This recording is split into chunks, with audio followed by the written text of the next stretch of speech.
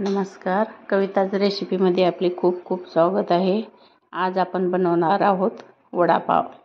त्यासाठी उकडून 4 बटाटे मॅश करून घेतलेले आहे. गॅसवर पॅन ठेवला आहे. त्यात 2 चमचे तेल घातले आहे. तेल गरम झालं की त्यात 1 छोटा चमचा मोहरी टाकली आहे. मोहरी छान तडतडली की 1 चमचा जिरे टाकले आहे. हिरवी मिरची, लसूण अद्रक हिरवी मिरची पेस्ट 1 चमचा.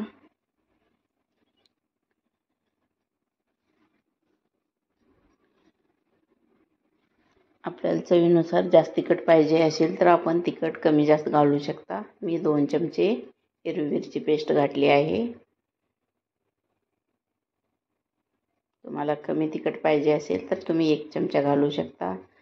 छोटा 1 चमचा हळद, चवीनुसार मीठ. मिरची मंद गॅसवर परतून घेऊ.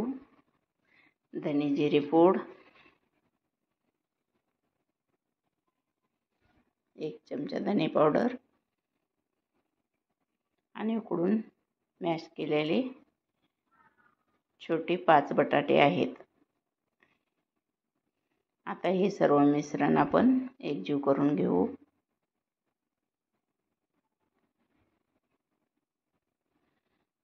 बटाट्यात सर्व व्यवस्थित तिखट मीठ मिश्रण मिक्स झाले पाहिजे, तेव्हाच आपला वडा छान चविष्ट होईल.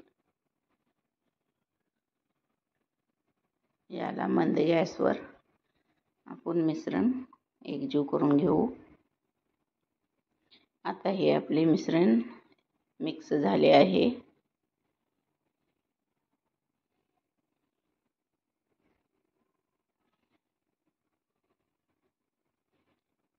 आता हे मिश्रण आपण थंड करण्यासाठी 5 मिनिट ठेवू.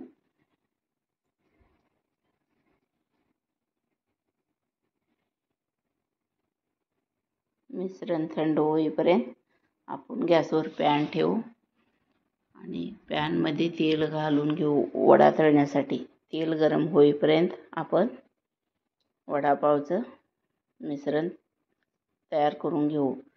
1 वाटी छोटी वाटी बेसन पीठ, 2 चमचे कॉर्नफ्लॉवर, ओवा, खायचा सोडा पाव चमचा आणि चवीनुसार मीठ घालून घ्यायचे आहे. आता थोडं थोडं पाणी घालून आपण हे मिश्रण एकजीव करून घेऊ. थोडं थोडं पाणी घातल्यामुळे मिश्रण जास्त पातळ पण होणार नाही. त्यासाठी आपण थोडे थोडे पाणी घालून घ्यायचे आहे आणि त्याच्या गुठळ्या झाल्या नाही पाहिजेत. त्यासाठी एकसारखे फेटून घेऊ. मिश्रण थोडं घट्ट वाटते म्हणून आणखी 2 चमचे मी पाणी टाकले आहे. हे मिश्रण सगळे एकजीव करून घेऊ. गुठळ्या पूर्ण नसायला पाहिजेत. त्यासाठी पीठ चांगल्या प्रकारे फेटून घ्यायचे आहे. आता हे आपले पीठ चांगले फेटून झाले आहे. गुठळ्या पूर्ण नष्ट झाल्या आहेत. हे मिश्रण जास्त पातळ पण करायचे नाही किंवा जास्त घट्ट पण करायचे नाही.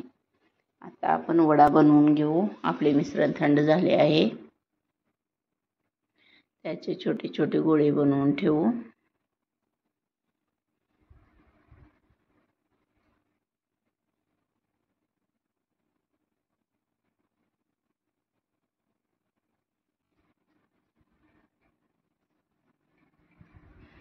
आता हे बटाट्याचा गोळा बेसन पिठात बुडवून तेल आपले चांगल्या प्रकारे गरम झाले आहे.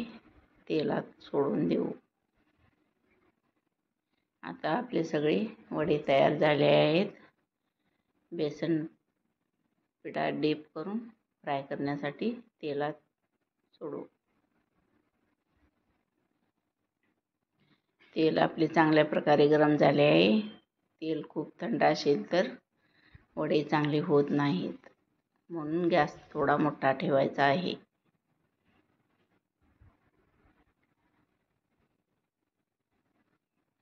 आता वड्याला आपण चांगल्या प्रकारे तळून घेऊ.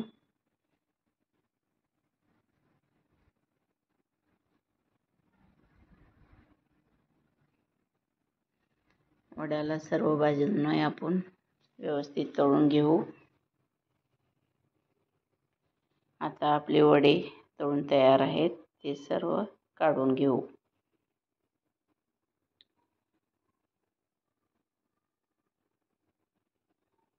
वड्याला चांगला लाल कलर आला पाहिजे. सर्व बाजूनी व्यवस्थित तळून घ्यायचे आहे. हे आता आपले वडे तयार झाले आहे. गरम तेलातच हिरव्या मिरच्या तळून घेऊ. मिरच्या असेच टाकल्या तर फुटण्याची शक्यता असते, म्हणून खाल्ल्या साईडचे थोडे थोडे टोक मिरच्याची खुडली पाहिजे, तेव्हा ते तळताना हवा जाते, नाहीतर मिरची फुटून उडण्याची शक्यता असते. आता आपल्या मिरच्यांना थोडे मीठ लावून घ्यायचं आणि वडापाव सोबत खायला ठेवूया.